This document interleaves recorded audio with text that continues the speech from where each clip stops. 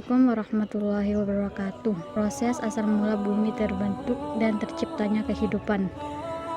Dalam Al-Quran surat Fussilat ayat 11, kemudian dia menuju kepada pencipta langit, dan langit itu masih merupakan asap atau gas. Lalu dia berkata kepadanya dan kepada bumi, datanglah kamu keduanya menurut perintahmu, dengan suka hati atau terpaksa. Keduanya menjawab, kami datang dengan suka hati. Al-Quran surat Fussilat ayat 11.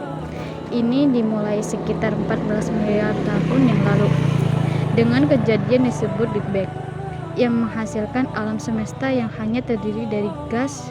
Waktu itu tidak ada bintang dan planet. Gas itu hanya terdiri dari atom-atom dan unsur-unsur yang paling sederhana.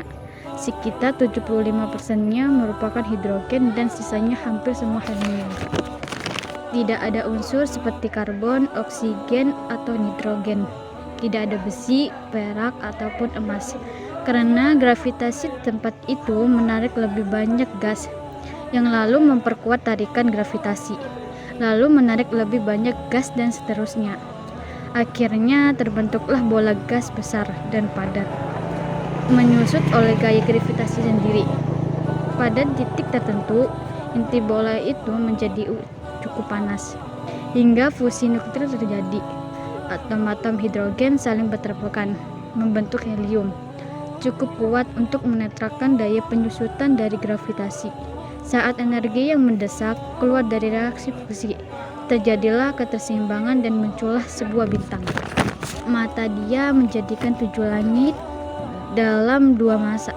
Dia mewahyukan pada tiap-tiap langit urusannya, dan kami hiasi langit yang dekat dengan bintang-bintang yang cemerlang, dan kami memeliharakannya dengan sebaik-baiknya.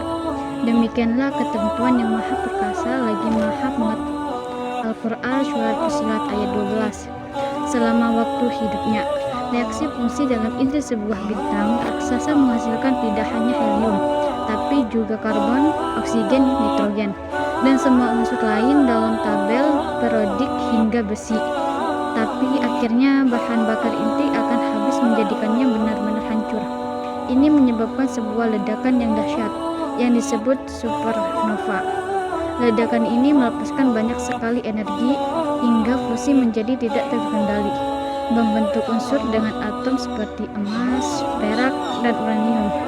Semua unsur yang terkomunikasi di dalam sebuah inti bintang seperti karbon, oksigen, nitrogen, besi, serta unsur lain yang terbentuk ledakan supernova, di mana unsur-unsur itu tercampur dengan gas yang sudah ada. Kejadian itu pun berulang kembali. Awan-awan gas sekarang mengandung banyak unsur, di samping unsur asli hidrogen dan helium, memiliki kepadatan area lebih tinggi, yang menarik lebih banyak zat dan seterusnya.